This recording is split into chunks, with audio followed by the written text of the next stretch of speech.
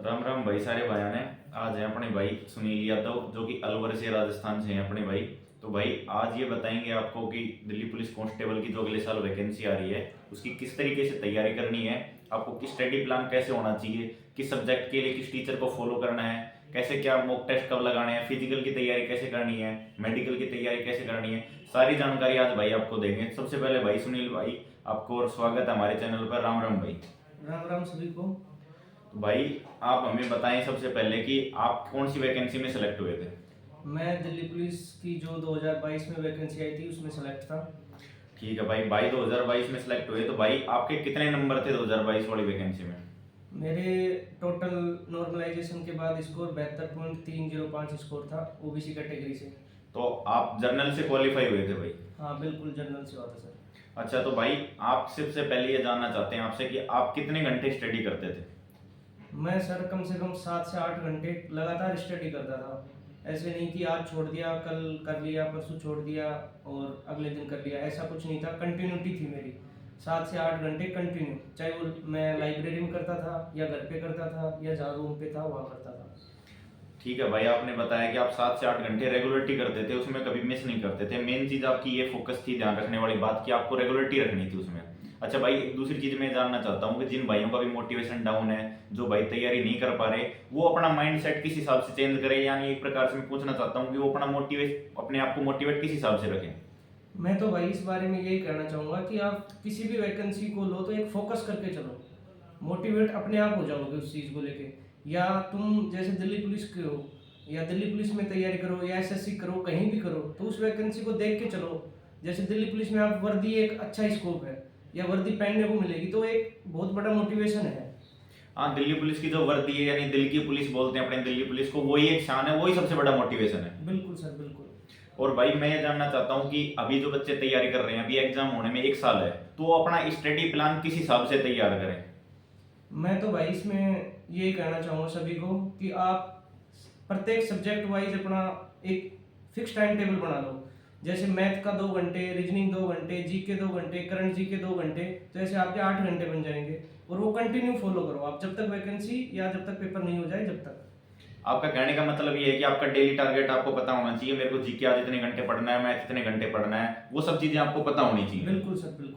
अच्छा भाई अब मैं बात करना चाहता हूँ भाई कि अपने जैसे जीके 50 नंबर की आती है, कंप्यूटर 10 नंबर की आती है, मैथ 15 नंबर की आती है और रीजनिंग 25 नंबर की आती है। यानी दिल्ली पुलिस में मेन सिलेक्शन डिपेंड करता है, वो अपना जीके का पोर्शन पे डिपेंड करता है भाई सुनील। तो मैं सुनील भाई जानना चाहता हूँ कि आपने जीके के लिए किस टीचर को फॉलो किया था, सबसे पहले ये बताओ। जीके के लिए मैं एक तो बुक पढ़ा करता था, मैं तो बुक पे फोकस था मेरा। और वैसे मैं आरडब्ल्यूए की जो क्लासें होती हैं वो लिया करता था। स्टैटिक जीके के लिए मैं, जीके का पार्ट होता है स्टैटिक जीके, उसके लिए मैं, नवीन सर है आरडब्ल्यूए के, वो बेस्ट है, मैं उन्हीं को फॉलो करता था और उन्हीं से पढ़ा था पूरा। तो आपने आरडब्ल्यू की टीम थी उनसे जीके पढ़ी थी आपने, और बुक भाई आपने बताई स्टैटिक जीके के लिए नवीन सर की जो बुक है स्टैटिक जीके की आपने वो पढ़ी थी। और भाई जो नॉर्मल अपने हिस्ट्री पॉलिटिकल ज्योग्राफी आपने लूसेंट से तैयार किया, किससे तैयार, कौन सी बुक फॉलो करते थे आप। नहीं सर, मैं ल्यूसेंट को भी पढ़ा हुआ था, पर मैं, महेश कुमार बनवाल की बुक आती है एक सामान्य ज्ञान की, उसमें साइंस भी होती है और जीके भी होती है और कुछ हिस्सा कंप्यूटर का भी होता है। वो बेस्ट बुक है, ये मानो मेरे लिए तो बेस्ट बुक थी। अच्छा ये जो साइंस की और जिसमें जीके की बुक आती है महेश कुमार वर्णवाल की, वो बुक सबसे बेस्ट है। बिल्कुल। मैंने भी इस बुक के बारे में काफी सुना है, तो आप भाई उस चीज को बहुत ज्यादा फॉलो किया आपने। बिल्कुल सर बिल्कुल। ठीक है भाई अब जीके के लिए आपने बताया भाई, तो जीके के अंदर आपको पता है स्टैटिक्स जीके के क्वेश्चन 8 से 10 आते हैं, तो स्टैटिक्स जीके में बच्चों को क्या ध्यान रखने की जरूरत है भाई, स्टैटिक्स जीके को किस हिसाब से तैयार करनी है, बुक पे डिपेंड रहना है या फिर स्टैटिक्स जीके की क्लास भी लेनी है, क्योंकि 50 में से 10 से 12 क्वेश्चन आपके जीके में पूछे जाते हैं स्टैटिक्स जीके के।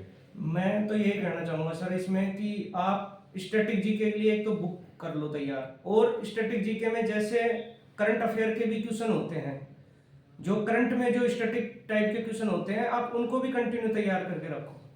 ठीक है भाई जीके के लिए आपने बहुत अच्छे तरीके से बात बताई। भाई अब मैं जानना चाहता हूँ कि जीके का आपने तैयारी बता दिया, आपने टीचर बता दिया, बुक बता दी, अब कंप्यूटर भी अपने 10 नंबर की आती है। काफी बच्चे कंप्यूटर को 10 नंबर की समझ के नॉर्मली इग्नोर कर देते हैं कि भाई 10 नंबर की कंप्यूटर है कोई बात नहीं कर लेंगे, बट लेकिन आपको पता है कि एग्जाम में एक एक नंबर बहुत इंपॉर्टेंट रखता है। तो कंप्यूटर को किस हिसाब से देखते हैं, आपने किस हिसाब से तैयारी करी, फिर बच्चों को क्या सलाह देना चाहेंगे कंप्यूटर को किस हिसाब से तैयार करें। मैं तो सर इसमें ये कहना चाहूंगा कि कंप्यूटर के लिए आरडब्ल्यूए की एक बुक आती है जो स्पेशल कंप्यूटर के लिए ही बनी हुई है बुक। उसमें आप कंटिन्यूस एक बार, दो बार, तीन बार उसको कंटिन्यू याद कर लो। और उसके अलावा आप जब भी टेस्ट दो तो स्पेशल एक कंप्यूटर के जो टेस्ट होते हैं ना सीरीज के, वो टेस्ट दो, आपकी बहुत अच्छी हो जाएगी कंप्यूटर में। तो भाई आपने कंप्यूटर के लिए बताया, आरडब्ल्यू की जो टीम है वो क्लासेज भी आती है, वो क्या क्लासेज भी लेनी है उन भाइयों को या सिर्फ बुक ही फॉलो करनी है? उनकी क्लासें भी लो और वो क्लासों को ही एक बुक में एक तरह से संग्रहित किया गया है, वो बुक भी पढ़ो आप। ठीक है, भाई ने बहुत अच्छे तरीके से बताया। मैंने भी भाई पर्सनली आरडब्ल्यू की टीम है वहीं से क्लासेज ली थी, मैंने उन्हीं को फॉलो किया था। आरडब्ल्यू टीम कंप्यूटर वहां से पढ़ सकते हैं। वैसे भी कंप्यूटर में अपने निश्चित टॉपिक है कि एमएस वर्ड, एमएस एक्सेल और एमएस पावर पॉइंट, और इसके अलावा बेसिक नॉलेज ऑफ कंप्यूटर आता है भाई। बिल्कुल सर, बिल्कुल यही आता है। तो भाई अब अपनी जीके और कंप्यूटर की बात हो गई, यानी अपने जीके का और कंप्यूटर को मिला के 60 नंबर का पोर्शन है वो क्लियर हो गया है। अब मैं जानना चाहता हूँ भाई आपसे कि आपने मैथ कहाँ से पढ़ी? सबसे पहले उस टीचर का नाम बताइए जहाँ से आपने मैथ तैयार की। सर मैं मैथ ओनली एक टीचर से पढ़ी है, उसका नाम है राकेश यादव। मैं उसके अलावा मैथ कहीं से नहीं पढ़ी। और मैथ में क्लासें लेने के बाद कंटिन्यू मैंने प्रैक्टिस करी है बस। आपने राकेश यादव सर को फॉलो किया था, बिल्कुल। और बुक कौन से फॉलो किया आपने? राकेश यादव सर की फॉलो की थी या किसी अदर टीचर की प्रैक्टिस सेट के लिए आपने किस चीज की फॉलो की थी? नहीं सर, मैंने राकेश यादव की क्लास नोट्स होते हैं उन्हीं को बार बार निकाला था। तो आपने उनको बार बार निकाला था। अच्छा, मैथ की एक चीज बहुत ज्यादा बच्चों को प्रॉब्लम होती है कि मैथ 15 नंबर की आती है बट काफी बच्चों की मैथ अच्छी नहीं होती है, तो वो कैसे अपनी कैलकुलेशन बढ़ाएं और किस हिसाब से मैथ की तैयारी करें ताकि उनके अच्छे नंबर आ सके? इस बारे में आपका क्या कहना है भाई? सर मैं तो यही कहूंगा कि आप एक दो बार बुक को पढ़ोगे और जो कंसेप्ट, बेसिक कंसेप्ट क्लियर रखोगे ना, तो आपकी बहुत अच्छी हो जाएगी मैथ। यादव की जो बुक होती है प्रैक्टिस के लिए, वो बेस्ट बुक है। आप उसे बार बार निकालोगे तो आपकी एज ए कैलकुलेशन भी अच्छी होगी और अपना मैथ का स्कोर भी एक अच्छा जाएगा 15 नंबर में से, जो दिल्ली पुलिस में आती है। तो मेन चीज है मैथ की, आपको किसी भी, जैसे राकेश यादव सर को आपने फॉलो किया, उनकी क्लासेज ली, फिर उसके बाद आपने उससे बार बार प्रैक्टिस की, तो वही आपसे उसी से आपकी कैलकुलेशन भी अच्छी हुई और उसी से आपका बेस्ट स्कोर आया। तो भाई आपका जहां तक याद हो आपके मैथ में कितना स्कोर था? मेरे मैथ में मैंने 14 क्वेश्चन करे थे और 14 के 14 राइट थे। 15 में से मेरा 14 स्कोर था। तो भाई बहुत अच्छी बात है, भाई ने 15 में से 14 क्वेश्चन अटेम्प्ट किए और 14 के 14 राइट थे, यानी मैथ में लगभग आपने फुल नंबर ले लिए। ठीक है भाई, अपनी बात हो गई मैथ की भी। अब बात करते हैं भाई रीजनिंग की। रीजनिंग अपने 25 नंबर की आती है, बट रीजनिंग भी काफी भाई बिल्कुल हल्के में ले जाते हैं। रीजनिंग है, हम कर लेंगे। तो रीजनिंग के लिए आप क्या सलाह देंगे कि रीजनिंग में ज्यादा से ज्यादा स्कोर कर सके, क्योंकि कंपटीशन एग्जाम में एक एक नंबर मायने रखता है। तो रीजनिंग में 25 या 24-23 नंबर तक कैसे स्कोर करें, किन गलतियों से बचना चाहिए? रीजनिंग के लिए मैंने राकेश यादव की बुक होती है रीजनिंग की अलग से, वो पढ़ी थी। और रीजनिंग में आप जितनी प्रैक्टिस करोगे उतना अच्छा स्कोर ला पाओगे। रीजनिंग को कभी भी कमजोर मत समझो, बार बार जितनी करोगे जितनी ही रीजनिंग अच्छी होगी, जितना ही बेस्ट स्कोर आपका होगा। ठीक है भाई, तो रीजनिंग की आपने बताई कि बार बार प्रैक्टिस करनी है। अब सब चीजों को मिलाकर भाई मैं पूछना चाहता हूँ कि प्रीवियस ईयर क्वेश्चन जो आते हैं अपने, यानी जो अपने बच्चे प्रीवियस ईयर क्वेश्चन सोल्व करेंगे, वो दिल्ली पुलिस के सोल्व करने हैं या फिर पूरी एसएससी के? जैसे जीके में सभी जीके का कोई अनलिमिटेड होती है, तो जीके सिर्फ भाई दिल्ली पुलिस पे डिपेंड नहीं रहती, जीके कहीं से भी पूछी जा सकती है।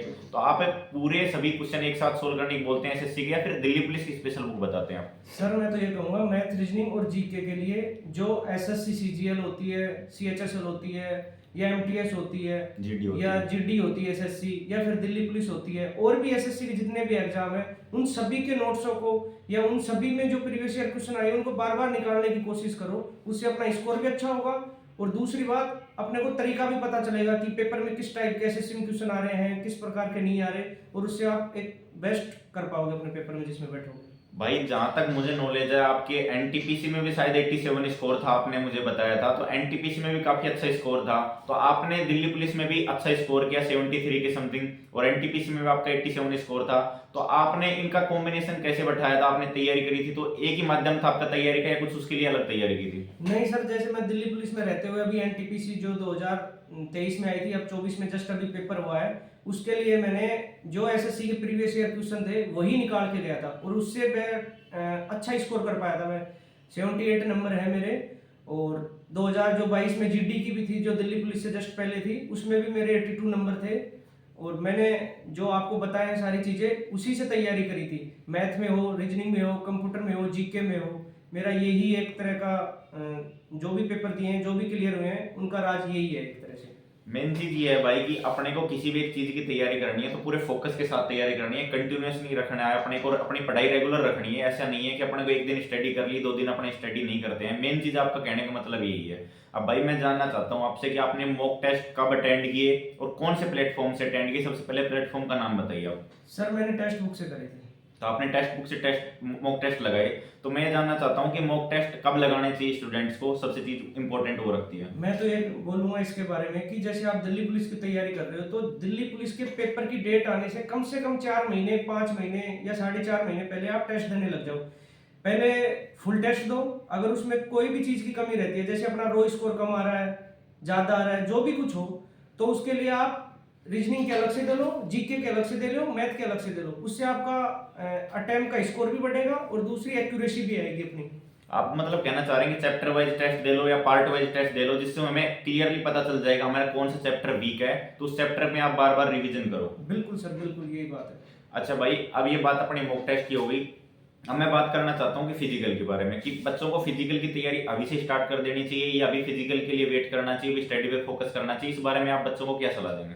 सर मैं तो फिजिकल के लिए बोलूंगा कि आप पहले अपने टेस्ट पे फोकस करो। अगर टेस्ट में अपना स्कोर अच्छा लगता है तो उसके बाद में भी अपन को महीने मिल जाते हैं, काफ़ी 2 से 3 महीने आराम से मिलते हैं।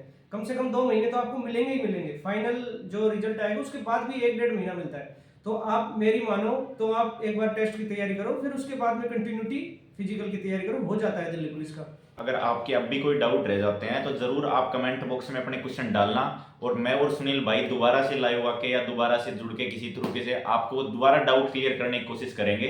जो भी आपके डाउट हो किसी भी तरीके से, फिजिकल, मेडिकल एग्जाम, किसी पर्सनल टॉपिक में आपको लगता है कि मेरे को यहाँ सुधार करने की जरूरत है, तो आप उसके रिगार्डिंग जरूर पूछना। वो सुनील भाई आपको दोबारा आके दोबारा गाइड करेंगे बहुत ही अच्छी तरीके से। भाई अभी भी सीजीआर वगैरह एनटीपीसी की तैयारी कर रहे हैं, तो अभी क्या है कि ये जुड़े हुए हैं, तो जुड़े हुए बंदे क्या होते हैं पेपर के साथ, तो वो अभी आपको अच्छे से मोटिवेट कर सकते हैं, एग्जाम पैटर्न कैसे चल रहा है उसके बारे में बता सकते हैं। क्यों सुनील भाई? बिल्कुल सर, जब भी आप कहोगे उस टाइम मैं बच्चों को समझाने की कोशिश करूंगा, और इनको जो भी कमेंट्स होंगे उन सभी के जवाब देने की कोशिश करेंगे हम। तो इसके बारे में मैं यही कह पाऊंगा कि आप ज़्यादा से ज़्यादा कमेंट करो, और जो भी आपके डाउट हो वो सभी कमेंट्स में डालने की कोशिश करें। फिर एक बार दोबारा आके इन चीज़ों को समझाने की कोशिश बिल्कुल करेंगे मंजीत भाई के साथ। और एक भाई मेडिकल के बारे में बताओ कि मेडिकल किस तरीके से होता है। काफी बच्चे डरे हुए होते हैं कि मेडिकल होगा कैसे, क्या होगा, ऐसे आर्मी जैसा मेडिकल होता है, उस बारे में आपका क्या कहना है भाई?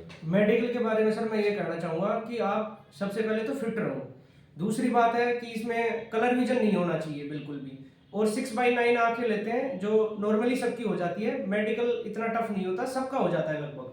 मेन चीज है कि इसमें अपने आप को फिट रखना है। बिल्कुल। मेन चीज शारीरिक रूप से बंदा फिट होना चाहिए, और आपकी आंखें 6/9 होनी चाहिए, और कलर विजन नहीं होना चाहिए। 6/9 आंखें भी आपके बिना चश्मे के होने चाहिए। इसके अलावा सुनील भाई कुछ भाइयों को, बहनों को कुछ मोटिवेशन करना चाहेंगे कि भाई वो अपनी तैयारी रेगुलर कर सकें, कुछ कहना चाहेंगे इसके अलावा? मैं तो यही कहूँगा इसके बारे में कि आप कंटिन्यू तैयारी करो। जैसे भी गवर्नमेंट सर्वेंट बनोगे आपको बहुत अच्छा मोटिवेशन मिलेगा।